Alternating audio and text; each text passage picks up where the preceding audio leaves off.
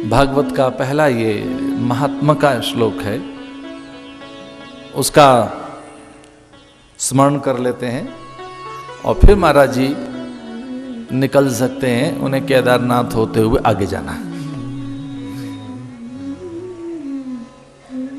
सच्चिदानंद रूपाय विशुत्पत्त्यादि Hathaway तापत्रय विनाशाय श्री कृष्णाय वयं नमः। सच्चिदानंद रूपाय विशुत्पत्त्यादि हेतवे तापत्रय विनाशाय श्री कृष्णाय वयं नमः। श्री कृष्णाय वयं नमः। श्री कृष्णाय वयं नमः। अद्भुत ग्रंथ है जो भगवान के नाम से आरंभ होता है। ग्रंथ के आरंभ में ही भगवान का नाम है सच्चिदानंद, सदघन चिदघन आनंद घन। ग्रंथ के आरंभ में ही, कथा के आरंभ में ही भगवान का नाम है। यहां जो कुछ भी है उसके कारण वही है। विशुत्पत्त्यादि हेतवे, यहां जन्म, विकास, ह्रास, अंत, ये कुछ चीजें दिखाई देती हैं। यहां एकदम जन्म दिखाई देता है, कुछ चीज जन्म रही है, जन्म ले रही है, फिर उसका विकास दिखता है। विकास के साथ ही एक बार ह्रास भी दिखता है।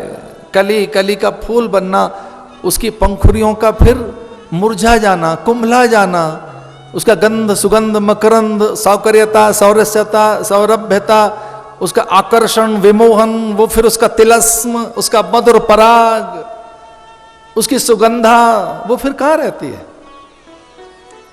जो कली में एक आकर्षण है, कली से फिर खिलता हुआ वो फूल, तो जैसे मानो धीरे से कली वो जन्म हुआ और फिर फूल, उसे विकास कह सकते हैं। और उस विकास में किस ढंग का एक आकर्षण है, एक विमोहन, कैसा एक सम्मोहन है। फूल अपनी ओर खींचता है, तितलियां हैं, भ्रमर हैं, मधुमक्खियां, अर्चक को वो सुहाता है, लुभाता है कि ये फूल भगवान को मैं चढ़ा दूं। खिलते फूल पर उसकी सौकर्यता, सौरभ्यता, उसकी सुरभ्यता, उसमें जो गंध, सुगंध, मकरंद है, उसमें जो मधुर मधु है, किसे आकर्षण, कौन ऐसा है जो उसके आकर्षण से अछूता है? वो विकास उसमें। फिर धीरे से ह्रास, पंखुड़ियां बिखर गई, फूल गिर गया, माटी में मिल गया, इसे कहेंगे अंत। तो यहां चार चीजें दिखती हैं, जन्म, विकास, ह्रास, अंत।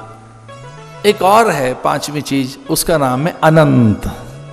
तो इन सब का अवसान अनंत में, तो वही इसके एक नियामक है, उनसे ही है उत्पत्ति। विशुत्पत्त्यादि हेतवे। और कुछ ताप यहां है भी, तापत्रय, ताप तो है, द्वंद्व तो है, कुछ दुविधाएं तो यहां हैं। ऐसा तो नहीं कहा जा सकता कि यहां दर्द नहीं है।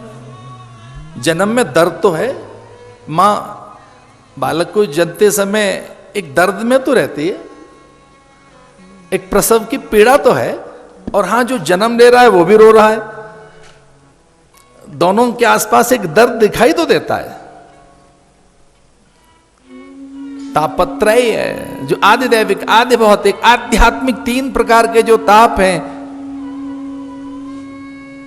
जन्म, मृत्यु, जरा, व्याधि, दुख, दोषानुदर्शनम, जो कुछ यहां दिखाई दे रहा है वो कई चीजें, आदि दैविक, आदि भौतिक, आध्यात्मिक, दैहिक, दैविक, भौतिक, तो जो कुछ ताप यहां दिखाई दे रहे हैं।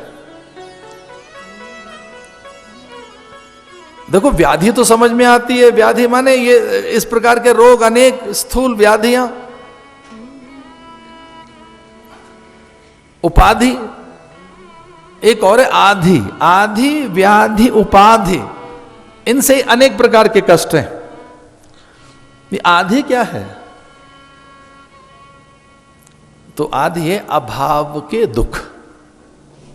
अभाव से, अज्ञान से, जो अज्ञान से दुख है।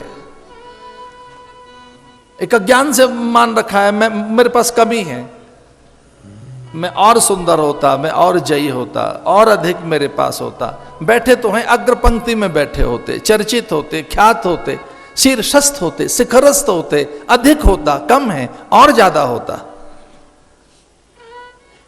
दर्द तो है, अनेक प्रकार के कष्ट तो है।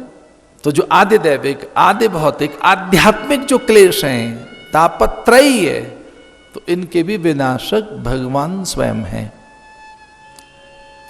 वही सामर्थ्य है, वो एक अद्भुत सामर्थ्य है। वहां भगवान में ही सामर्थ्य है, वही सौंदर्य है, माधुर्य है, वही विश्रांति है। भागवतकार ऐसा कहता है। लेकिन अंतिम चरण बड़ा अद्भुत है, जो यहां महर्षि वेदव्यास ने कुछ कदम दूर पर लिखा है। अरे कुछ थोड़ा सा चलो, 10, 20, 50 डग आगे भरोगे, चलोगे तो पता लग जाएगा कि कहां लिखा है वो उन्होंने, यहीं भूरुज पत्र पर।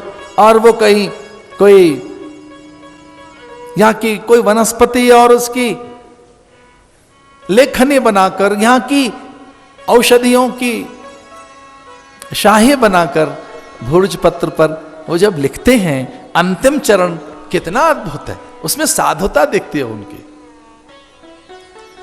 श्री कृष्णाय वयम नमः।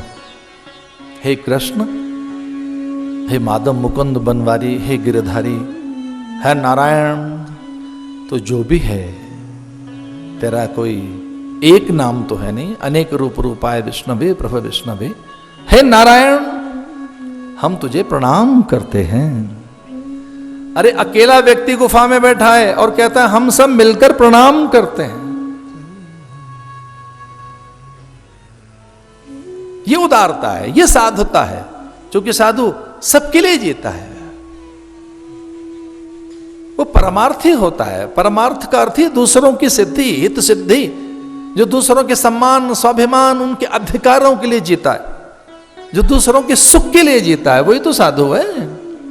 वृक्ष कभो नहीं फल भके, नदी न संचय नीर, परमार्थ के कारणे साधु न धरा शरीर। साधु का शरीर है दूसरे के लिए। वो वैसा ही तो है जैसे पवन, प्रकाश, आकाश, जैसे शिशुमार और नक्षत्र हैं, जैसे सूर्य का प्रकाश है, जैसे जल में जो आर्द्रता है, जो धरा में गंध है, वैसा ही तो है साधु का जीवन। तो यहां अकेले गुफा में बैठकर वो लोक मंगल की कामना कर रहा है। भागवत का जो पहला ये महात्मा का श्लोक है, ये बताता है कि वो परमार्थ के लिए लिखी गई है कथा, अपने लिए नहीं।